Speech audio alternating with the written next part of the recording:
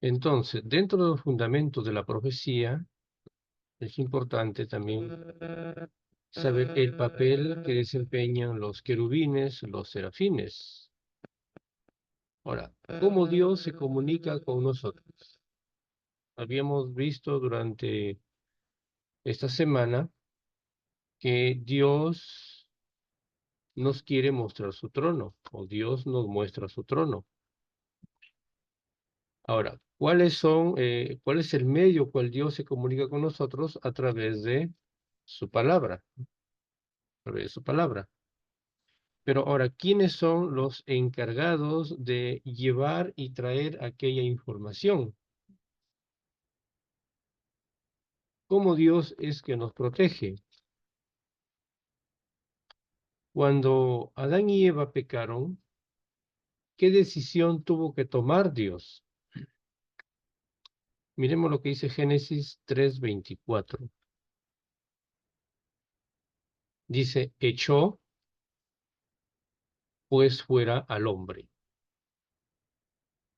y puso al oriente del huerto del Edén querubines y una espada encendida que se revolvía por todos lados para guardar el camino del árbol de la vida. Ahí encontramos varias situaciones. Dice, primeramente, echó, botó, ¿no? Lo excomulgó, ¿no? Extirpó, lo alejó. ¿A quién? Al hombre, a Adán y a Eva. ¿Por qué razón? Porque habían pecado, porque habían desobedecido. Los echó ¿de dónde? De delante de él, vamos a usar esta frase, de su presencia. Porque el huerto del Edén representaba la presencia de Dios. Ahí estaba Dios, el lugar santo. Y Adán y Eva habían pecado. Pero más adelante dice, la parte final del texto dice que para guardar el camino del árbol de la vida, porque si lo dejaba Dios ahí, ellos podían alargar su mano, coger del fruto del árbol de la vida, y hubiera sido más desastroso nuestra situación humana. Entonces Dios echó para evitar, ahora era un lugar santo donde el pecado no debía estar, no podían convivir con el pecado. Muy bien, vamos a hacer algún pequeño análisis. ¿Qué hacen los querubines? La Biblia nos presenta por primera vez a los querubines inmediatamente después de la caída de Adán y Eva. Ahora, ¿qué trabajo les dio Dios a los querubines? ¿Qué misión les dio? Que debían guardar del árbol de la vida. Cuidar aquello que era santo. Es el trabajo que tienen los querubines, de guardar aquello que es santo, de impedir que los seres humanos entrasen al jardín del Edén. Pero sin embargo, su presencia no era intimidatoria. Hicieron de la puerta del Edén una representación en miniatura del trono divino de donde emana la gracia. Hasta aquí ya podemos tener muchas lecciones para poder sacar esta mañana. Los querubines tienen la función, el papel de guardar lo sagrado, lo santo, lo divino, lo celestial. Podemos imaginar también hoy en día querubines aguardando lo que es divino. Es el trabajo que les dio Dios. Ellos no son intimidatorios, dice, pero sí su papel de ellos de guardar todo lo que es divino. Vamos un poco a entrar en análisis esta mañana para poder entender realmente de estos personajes. Ahora, ¿qué tenemos en el cielo? Hay 4 representaciones, ¿no? 4 grupos de ángeles. Hay ángeles, hay serafines, hay arcángeles y hay querubines, lo que estábamos mencionando. Ahora, vamos a ver un poco análisis, categoría especial de ángel. Dios puso querubines para proteger el camino hacia el árbol de la vida para que el hombre expulsado del jardín del Edén no comiese más de su fruto. Es lo que decía el versículo que acabamos de leer, ¿no? Dice, colocó Dios para que guardasen el camino del árbol de la vida. Ahora, número 2, un par de querubines de oro hechos a martillo estaban sobre el propiciatorio del arca del testimonio en el tabernáculo, uno en cada extremo. ¿Cuál es la función de los querubines? Cuidar, guardar, proteger. Dios los colocó en la puerta del huerto del Edén para que cuidaran, para que protegieran. Su espada dice que estaba envuelta, dice, de fuego, para que nadie pudiera pasar al lugar que era santo. Y dice, con el rostro frente al otro, miraban hacia abajo, con sus alas cubrían el propiciatorio. Una representación de los querubines dentro del arca es que ellos cuidaban, representaban el cuidado de Dios por aquello que era santo. ¿Qué había en el arca? Estaban las tablas de los 10 mandamientos. Es un lugar donde Dios también expresa su voluntad. Ahora, en el templo de Salomón, los 2 querubines hechos de madera de olivo y recubiertos de oro, eran más grandes, pero quizá tenían la misma apariencia que los del tabernáculo, aunque sus rostros miraban hacia la casa, es decir, hacia el lugar santo. Importante poder comprender realmente el trabajo, el papel de los querubines. Claro que hoy día no podemos verlos, pero que sí, mis queridas hermanas, imaginariamente tenemos nosotros que tener claro de que en un lugar santo, en un lugar que ha sido preparado para la adoración de Dios, hay querubines.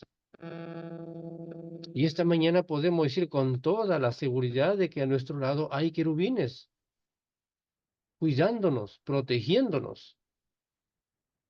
Número 3. Figura de querubines eran motivo de decoración de las cortinas del tabernáculo y del templo, y fueron talladas en los paneles de las paredes y las hojas de las puertas del templo de Salomón. También habían querubines labrados en el templo de Ezequiel. Número 4.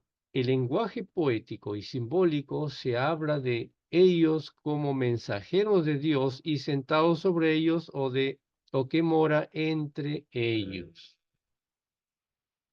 Entonces son un simbólico, una representación de mensajeros. Ahí tenemos algunos textos. Número 5. En la visión de Ezequiel se describen formas o grupos complicados de querubines. Tenían pies como de terneros, alas, manos humanas y 4 rostros diferentes. Un querubín con cara de buey, con rostro de buey, según Ezequiel 1:10, un ser humano, un león y un águila. Ahora, estos 4 seres de Apocalipsis capítulo 4, versículos 6 al 8, probablemente tengan una relación con los querubines de la revelación de Ezequiel, ¿no? Seguimos. Número 6. Se los menciona en el Nuevo Testamento, no se los menciona en el Nuevo Testamento, con excepción de Hebreos 9:5, donde se analiza el antiguo santuario, sus departamentos y sus muebles, que son paralelos originales. Ahora, ¿cómo es que el mundo acogido, el mundo católico, pagano, y también tienen sus querubines? En casi todos los países del Oriente, del Antiguo Oriente, se describen o ilustran los seres sobrehumanos que en forma y funciones se aparecen a los querubines bíblicos. Vamos a, número 1, a Siria. Ellos tienen dos tipos de ángeles o querubines. Uno es el carabu o caribí, que son intercesores masculinos. Aquí estos seres celestiales tienen sexo, porque uno es masculino y la otra es eh, caribati, perdón, es una intercesora femenina. Están ahí ante los dioses, según la cultura asiria. En un contexto uniforme, se describe a un caribú de pie a la derecha de la puerta del lugar santísimo del templo pagano, como una especie de guardián divino. Miren cómo el mundo pagano, católico, también toma estas representaciones para cuidar sus templos, sus santuarios. Ahora, ¿qué sucede en la cultura egipcia?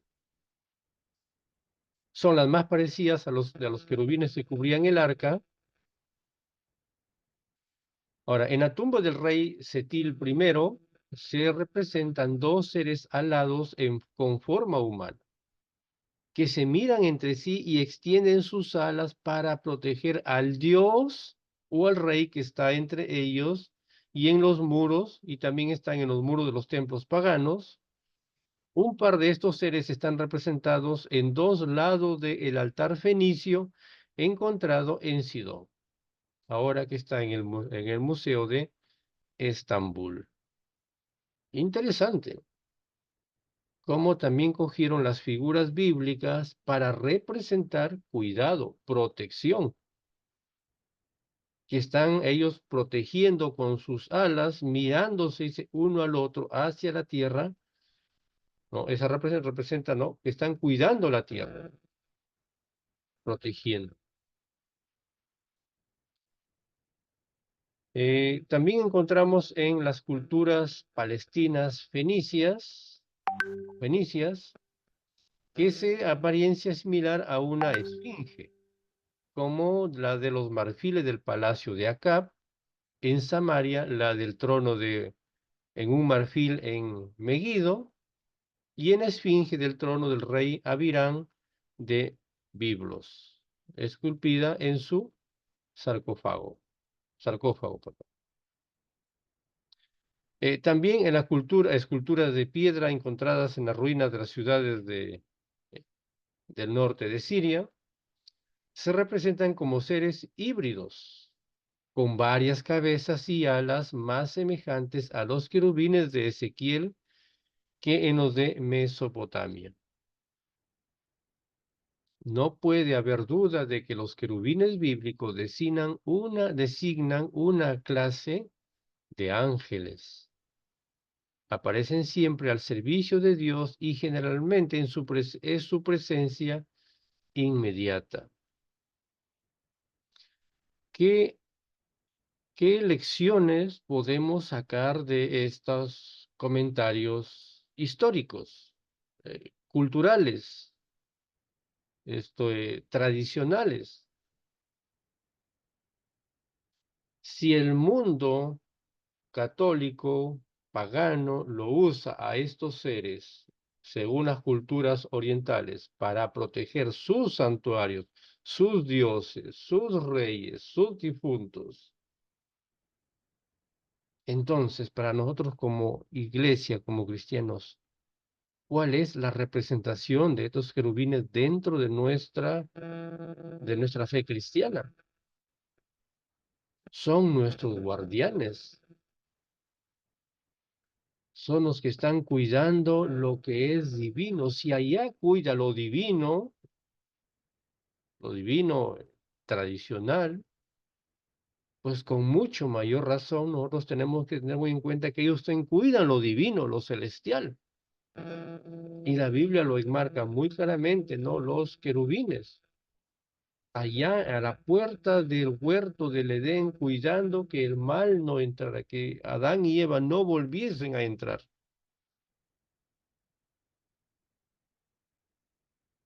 En un lenguaje poético o simbólico, se lo representa como llevando a Dios o protegiendo o están vigilando su trono. Su apariencia no se representa uniformemente y pudo haber variado como las representaciones del antiguo Oriente.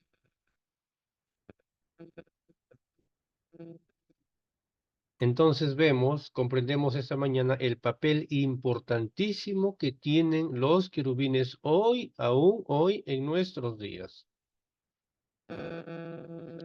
Ahora vamos a pasar a un siguiente grupo de ángeles.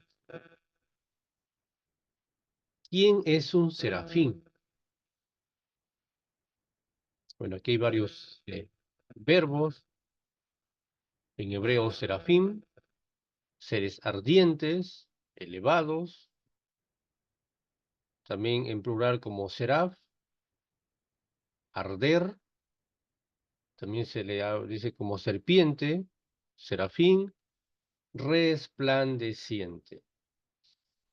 Ahora, son seres celestiales que el profeta Isaías vio en visión delante del trono de Dios, según el capítulo 6 de Isaías. Ahora, cada uno, dice, de ellos tenía 6 alas. Con 2 alas eran para cubrir su rostro. 2 alas cubrían sus pies. Y 2 alas lo usan para volar. Ese es un serafín. Y dice que los serafines cantaban, ¿no? Santo, santo, santo, Jehová de los ejércitos, toda la tierra está llena de su gloria. Cuando hemos analizado Isaías capítulo 6, encontramos que cuando Isaías confesó su pecado, el serafín cogió la tenaza, cogió un carbón del altar ardiente y vino, lo trajo y tocó con el carbón ardiente, que estaba al rojo vivo, tocó los labios del profeta, para indicar que de este modo él estaba siendo purificado, santificado. Es la función de él, será. La Biblia no ofrece más información ni tampoco hay más identidad de estos seres. Por eso cuando se la usa para calificar a los seres celestiales que se encuentran delante del trono de Dios, tal vez denote el resplandor que irradian. O sea, tiene un esplendor de tal forma que Isaías pudo caer, dice. Entonces, están representando la santidad de Dios. Entonces, cuando nosotros vamos delante de Dios y confesamos nuestro pecado,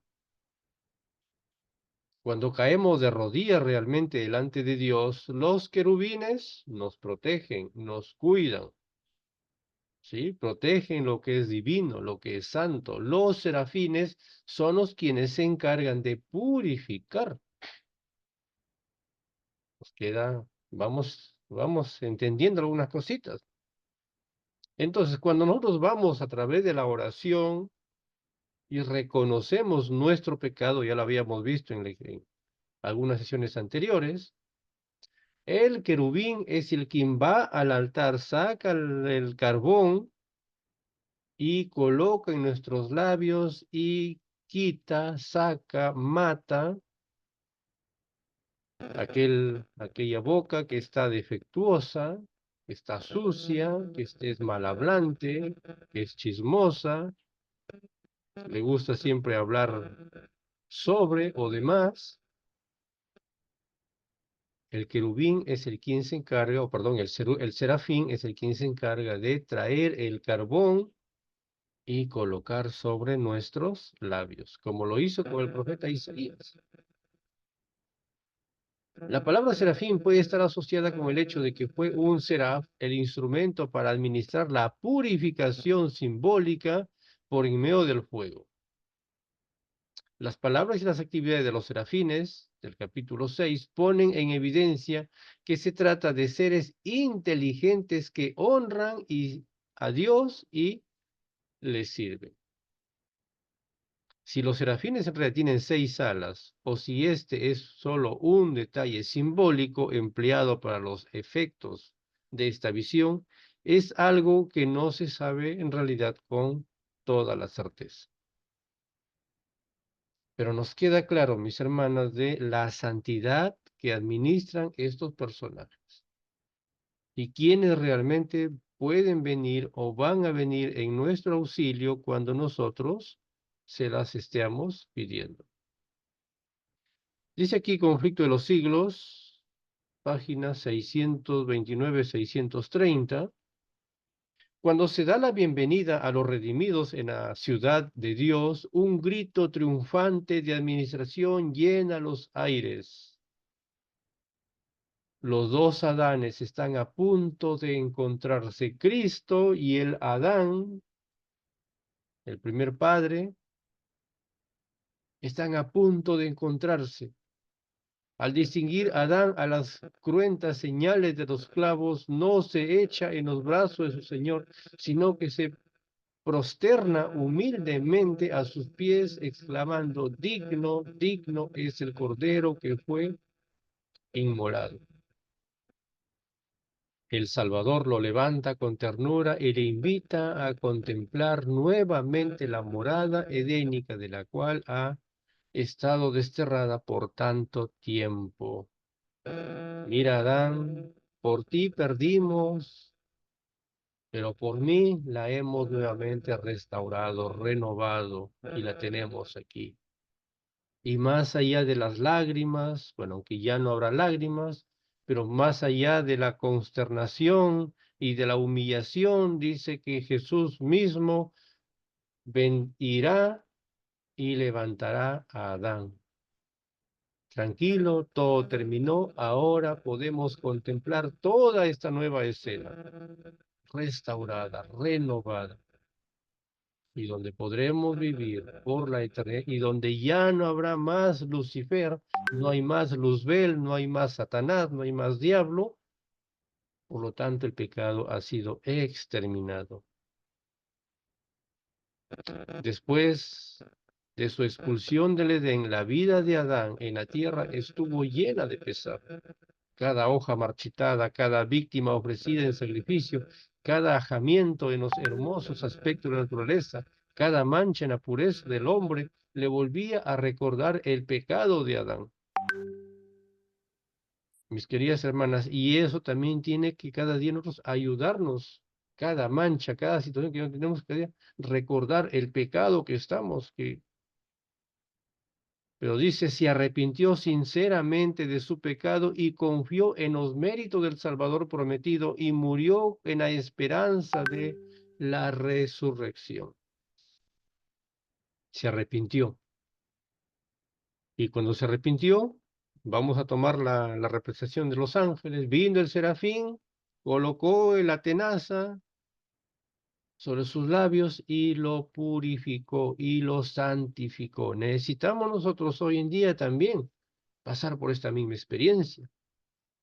Entonces, cada vez, mis queridas hermanas, cuando nosotros vamos a coger la Biblia, vamos a tomar la Biblia, vamos a orar, tenemos que tener en nuestra mente imaginariamente que el ángel está viniendo, que el serafín está viniendo de manera apresurada, cuando nuestra oración es sincera, es honesta, es de corazón, Cuando hay lloro, hay lágrimas en esa oración, reconociendo que somos pecadores, cuando nos arrepentimos sinceramente de nuestro pecado, como dice aquí el comentario de Conflicto de los Siglos, el ángel serafín va a venir corriendo, va a coger la tenaza, el carbón ardiente y va a colocar sobre nuestros labios, de manera simbólica, para purificarnos, para santificarnos. Y a nuestro alrededor van a aparecer los querubines para cuidar, para proteger aquello que es santo. Entonces, de hoy en adelante, cada vez que usted vaya al templo, vaya a la casa de Dios y llegue al púlpito o está entrando a la iglesia, imagínese, vamos a tener que tener en nuestra imaginación que vamos a encontrar a los querubines ahí cuidando y protegiendo la casa de Dios, aquello que es santo. Por lo tanto, no podemos permitir que lo que es santo siga siendo profanado. Si las culturas eh, modernas, las culturas católicas, la están tomando a estos seres de representación de que cuiden a sus dioses con mucho mayor razón nosotros, que conocemos la verdad, que la descubrimos la verdad cada día, que la tenemos muy presente la verdad. Entonces, esto, mis hermanas, este conocimiento de haber hecho este pequeño análisis, tiene que, más allá de llevarnos un poco a cultura, tiene que llevarnos a un siguiente paso de abrir nuestra mente y saber realmente que cuando vamos a la casa de Dios, que cuando estamos tomando la palabra de Dios, que cuando estamos usando nuestro momento de meditación de manera personal o grupal, no es un lugar para estar jiji, jaja, corre allá, corre aquí, toma esto y lo otro, y estamos entrando en un lugar santo, estamos buscando la presencia de los querubines, de los serafines, del Dios mismo, de los ángeles. Mis queridas hermanas, estas lecciones tienen que ayudarnos, tiene que ir cada día sacándonos y sacándonos esa vedada, ese manto que tenemos aquí dentro. Tiene que ir de a poquito sacando, extrayendo con pinzas aquella vedada de nuestros ojos, para no ser igual que el pueblo de Israel, ¿no? Estaban vedados, decía un comentario la semana pasada, estaban vedados, estaban ciegos. Tanta profecía, tanta información los había vedado. Entonces, a nosotros que no solamente lo tengamos por información, sino que también tiene que ayudarnos, tiene que llevarnos a sacarnos de aquel error y poder cada día tener más luz, más claridad, la función que cumple cada uno de estos seres. Lo cumplen allá en el cielo, lo cumplieron en el Edén, lo están cumpliendo lo cumplieron a lo largo de la historia del pueblo de Israel, en el santuario, en el tabernáculo, hoy lo están cumpliendo. La función hoy sigue con cada uno de nosotros. Mis queridas hermanas, que Dios nos ayude a poder comprender cada día más y más su palabra y que podamos tener la claridad de que Dios siempre está presente en cada momento de nuestra vida. No tengamos duda de eso.